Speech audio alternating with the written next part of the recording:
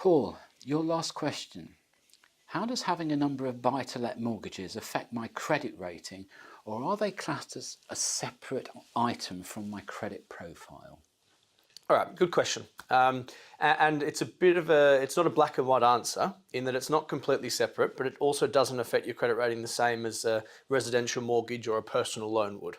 So when you submit an application or even when you submit a DIP, the lender will quite often request a copy of your credit report, and that leaves what they call footprints.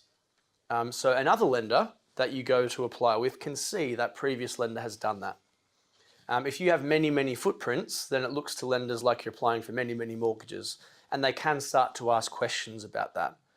However, even if you have a bad credit report, depending on what the reason for that is, that doesn't necessarily affect your ability to get a buy-to-let mortgage.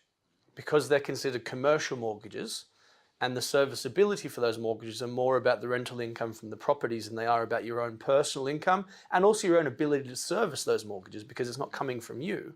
It is easier to get a buy-to-let mortgage than it is to get a residential one, for example. Okay. So if you have, for instance, you're taking out a buy-to-let mortgage, you've got to consider the possibility of having a void. Yeah.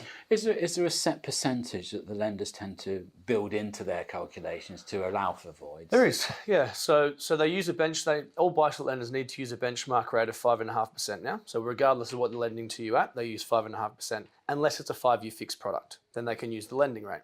But to answer your question, it has to be covered. Cover 5.5%, 125% of the time.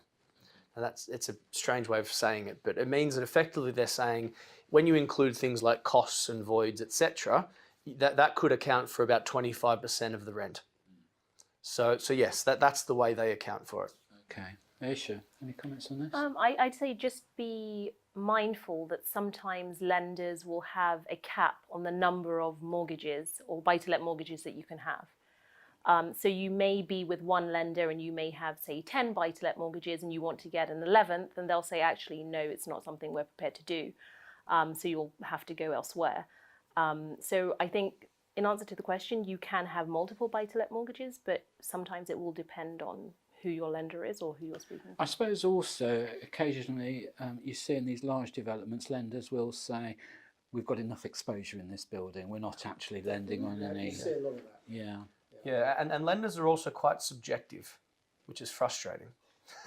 because they don't have black and white rules, but they also don't have anyone that really sets the rules or the decisions. So you can't necessarily, it goes back to what we were talking about before, you can't call up the bank manager and say, come on, mate, lend me the money. It's not like that, but they do make subjective calls. So you need to be aware of that as well. It's not necessarily set in black and white.